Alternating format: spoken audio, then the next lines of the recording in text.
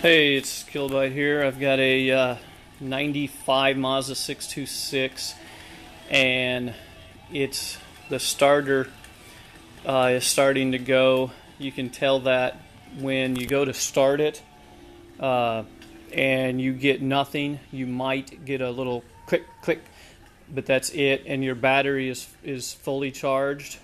Obviously check your battery, make sure your battery is good. In this case, battery's fine. And it only happens every once in a while, about a third of the time maybe it's doing this, but that's the sign of the starter going out. So rather than getting stranded out at the mall or whatever, we're going to go ahead and change it out. And here's our new starter. Picked this up at O'Reilly's, and I will tell you, it is a fun time changing starters on these cars. I've already started removing some of the air box and stuff. Obviously negative is disconnected. One tip that I have heard is to remove the battery completely, battery and battery tray, and that lets you get down there easier.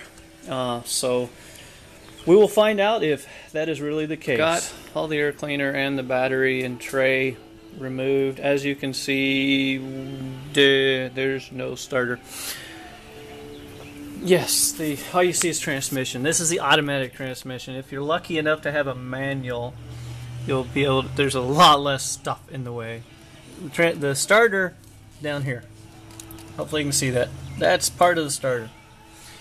So if you look at the manual, it says remove all your air stuff.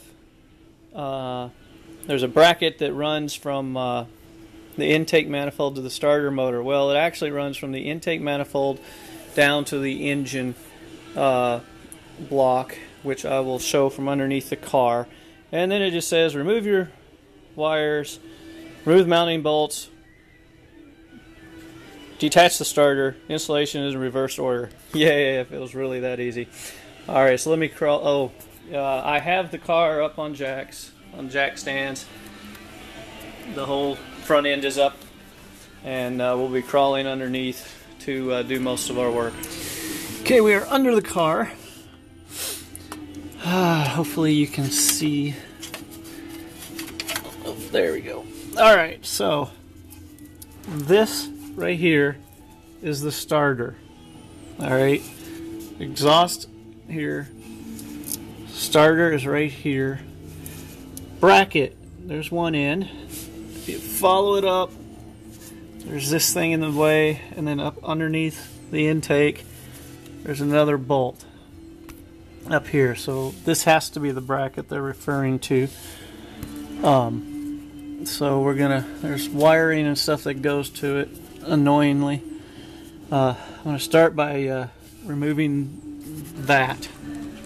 Okay, I have loosened the bracket. Here's the bottom. It's still connected because it's still got the wires that go to it. I have not removed that. We'll see if I have to or not, but it does free up a little bit. Oh, I'm hoping you can see this. Okay. Right. You should be able to just barely see right here. That's where your bolt positive goes to it. That's a 12 mil. It is a pain in the butt to actually get it off because it's so stinking tight. But it's just one 12 mil bolt nut holding it on. Okay, there's this wire here. This wire slips on to this. There's a clip. You probably can't see it. Alright, there's a little clip. This wire slides on it. Key to this wire, just squeeze it. Just setting like this, just squeeze it and pull. That will unhook it. Otherwise you'll be pulling and yanking and trying to figure out. Just squeeze it and pull. Of course the manual doesn't say anything about that. Alright, so now the starter is, the wires are gone, are removed. There's a 3 bolts. One, you can't, there's no way you can see this. There's one here from this side. There's one up here. I don't think I can. This is just terrible trying to get you where you can see it. There's one right here. That's, you can see the bottom of the bolt. Hopefully, right there. Looks like it comes out from the outside, the top. And then there's another bolt on the directly opposite side from this. Because here's the new starter. If it was in position as it was hanging, you can see there's a hole there where the papers are strapped to, and then a hole on top. That will be fun. So anyway, now we'll try to figure out how to get all those out. Okay, so I got the bolt loose down on the bottom. It's still in, it's just loose. The top bolts are actually out here, both of them. So I can get my light. Come on, light. Okay. I have no helpers, so here is, can't see anything, the bolt right here. Okay, it's this one right here. Alright, the other one is right down behind here, under here. Hopefully you can see it right there. And there's a lot of stuff in the way. So, looks like fun getting a wrench on that one. Let's see what I can do. Okay, got the bolts out from the top. They're not too bad. You just can only move your wrench maybe a 1/16 of a turn at a time, and you gotta wedge them through. Okay, starter sitting right here. The brackets, loosening the bracket allowed me to move wires enough where I could bring it down to here, and from here twist it around, boom, it's out. Whew. Okay, now hopefully it's the same as the old one. It looks to be. We'll find out here in a minute. Okay, here are the two starters. Can you tell new and the old? Yeah. Okay, all the bolt holes line up. Solenoid looks similar. All right. I think it's safe to say that it's a good match. So now I'll cut the paperwork off, and we'll see about putting it back on. Alright, I've got the bottom bolt in, and it's pretty snug. It's not tight, but it's pretty snug enough to hold the starter mostly up. I've got my hand sliding in here, and you can just see that bolt hopefully moving. I got my hand to hold the top of the starter. I'm on the solenoid, and I'm pushing towards me so that that bolt is nice and straight. Now I'm going to use my left hand and get it started. That way you don't have to worry as much about stripping the nuts or bolts or the holes in the starter if it's, if you start cross-threading it or something. So that's what I'm going to do, and then I'll get try to start the one that's buried underneath the wires. Alright, back into the car.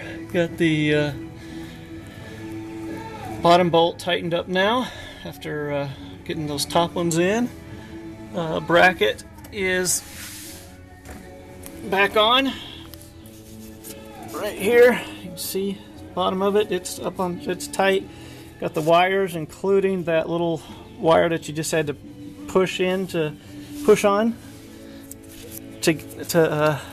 have it connect to get it out. It's here, and then it is in. So I believe we are done underneath. Now we get to go back up top and start putting all that together. Alright, we got everything back together.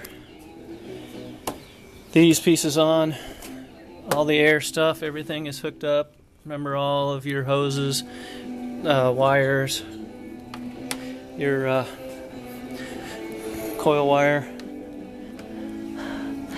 Little hose down here, that hose.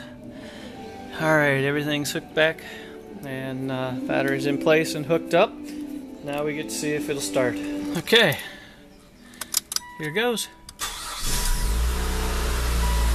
Started. Whoa, it's running much better. I actually think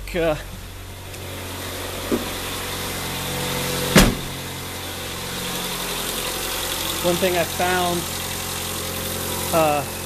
was on the coil wire, the coil connector was really corroded. So I took some fine grit sandpaper and sanded it down.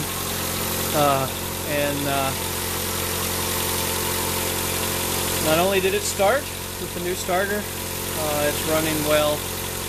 And yes, I made the starter and the mass airflow and throttle body cleaning videos at the same time. The IAC I gave up on because I didn't want to strip out those screws and make a big mess of it.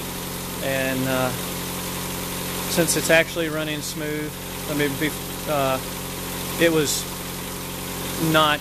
It was quite rough, and it had just started. Again, I think it was the coil wire was not getting a good connection. But there you go. Hope this helps somebody out, and thanks for watching.